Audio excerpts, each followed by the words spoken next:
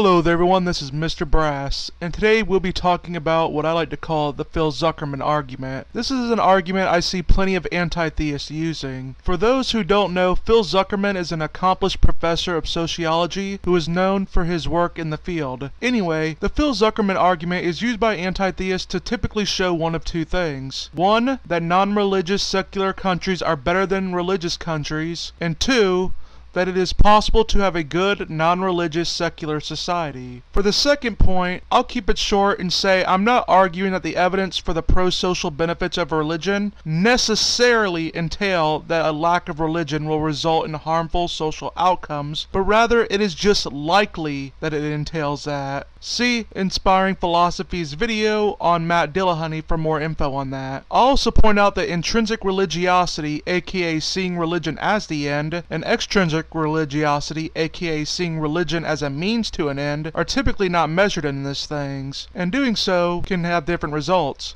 The difference between these two is important as you can get two different results from them, such as G.W. Alport and J.M. Ross's personal religious orientation and prejudice shows. These correlations between less religious places and low corruption, violent crimes, murder rates, etc. aren't perfect. Austria and Switzerland are highly religious but have low corruption, violent crimes, etc., while Estonia, Latvia, and North Korea have high murder rates and everything. Estonia also has the lowest percentage of believers than other countries in Europe, I believe. Even on the United States level with Zuckerman, that doesn't always apply, as Utah, which has the second highest percentage of very religious Americans, is peaceful, while Nevada, which has the low percentage of very religious people, is one of the least peaceful states. 6 out of the 10 listed fall into the less religious, more peaceful category, and 7 out of the 10 listed falls into the more religious, less peaceful category. Also, the divergent effects of beliefs in heaven and hell on national crime rates by Azim Sharif also goes into showing how the kind of God matters when it comes to crimes and so forth. These things make a correlation between atheism and good societies up for question. As a guy who likes history, it is good to know that a lot of the places in Europe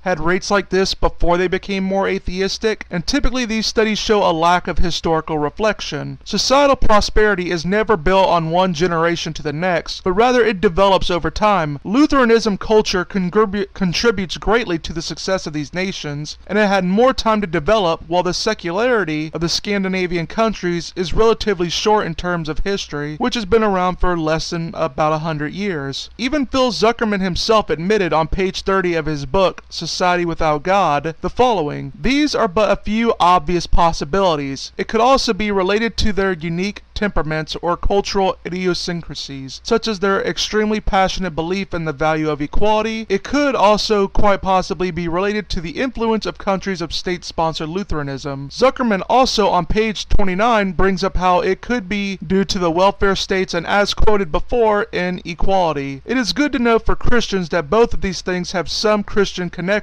too, as Paul the Apostle is known for saying in Galatians 3:28. Paul says, "There is neither Jew nor Greek, there is neither slave nor free man, there is neither male nor female, for you are all one in Christ." So that goes to show equality. And as Kygel O. Lejon and Marcus Agnafors note in their papers Less Religion, Better Society, on religion, secularity, and prosperity in Scandinavia, that the Scandinavian welfare state could be a product of the Lutheranism doctrine of vocation. A lot of these places have a rich Protestant work ethic. As Harvard University historian Neil Ferguson says, "Through a mixture of hard work and thrift of the Protestant societies of the North and West Atlantic, they've achieved the most economic growth in history."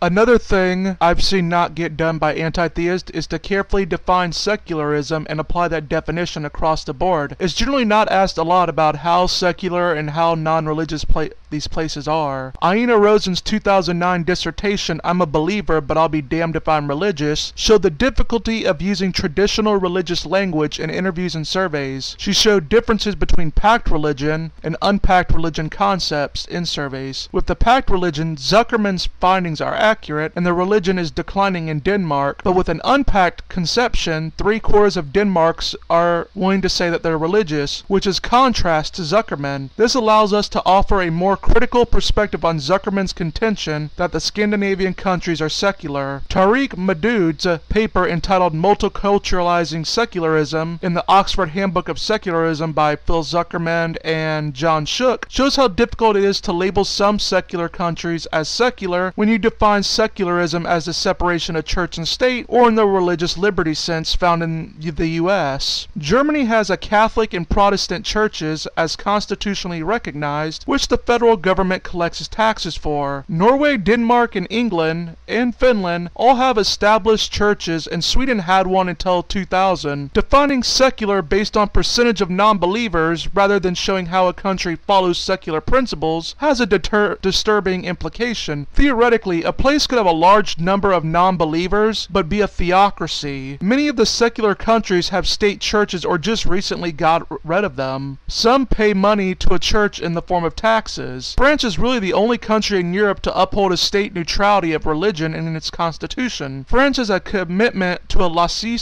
understanding of public education that theoretically forces religion out of education and appropriates to itself the power to define public education. Psychologist David G. Myers pointed out also how studies like Zuckerman's analysis cherry-pick social health measures, and they exclude suicide, overall mental health, and rate of divorce, while also admitting countries like North Korea, China, Vietnam, and the former Soviet states, and just focus on countries fed Judeo-Christian values. Scandinavia's high usage of antidepressants also seems to make you question the happiness question. And with Sweden, the anti-Christian Social Democratic Party could have played a large role in its secularity. Next up, we have Joe Heinemann, who has an undergraduate work in sociology, has a master's degree in theological studies, a PhD candidate in history of ideas, etc. And he posted some of his complaints about Zuckerman's work. He claims that the studies are not real studies, but are just totaling up the countries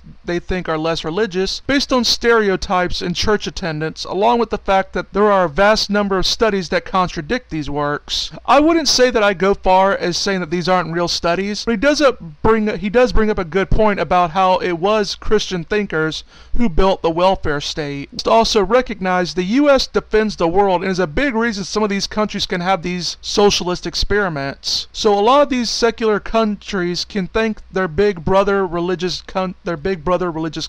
Sweden, for example, needs our military to protect them, and it's not the private sector to control these costs but to provide the best services. Next up, let's go to the Global Peace Index. According to the 2018 Global Peace Index, which is collected from the Institute for Economics and Peace and uses 23 qualitative and quantitative indicators, shows that Europe is actually declining in peacefulness due to increased political instability, the impact of terrorism, and the perceptions of criminality. The countries with the greatest peace improvements are in Saharan Africa, which is booming in religiosity with a rising number of Christians and Muslims, so things aren't looking well for Europe. One must also point out that a big reason some of these religious countries are not in good shape is that of a corrupt government. As the papers Malnutrition in Sub-Saharan Africa, Burden, Cost, and Prospects by Luciano Angebert Ban and others, along with corrupt practices negatively influenced food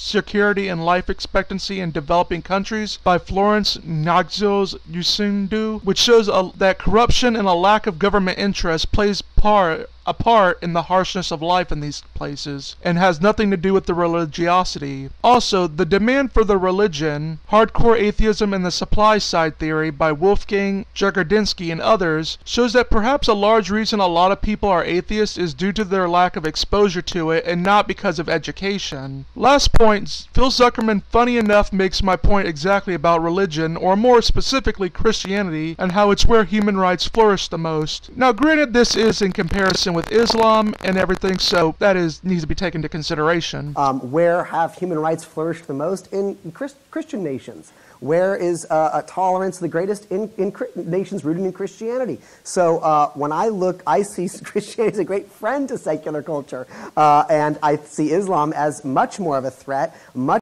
So in conclusion, the Zuckerman argument has a lot of holes in it which, when you probe into it, not just can the religiosity of these nations be questioned, but also their secularism as well, with the added outside factors contributing to their success, along with the Christian legacy lasting in these places, in comparison to its recent secularism and overall culture. The argument becomes less than impressive. If in order for your secular country to be successful you need religious influence and a more religious government helping you, that really doesn't make you look well. Well, that is all for today. This is Mr. Brass saying goodbye and get wise.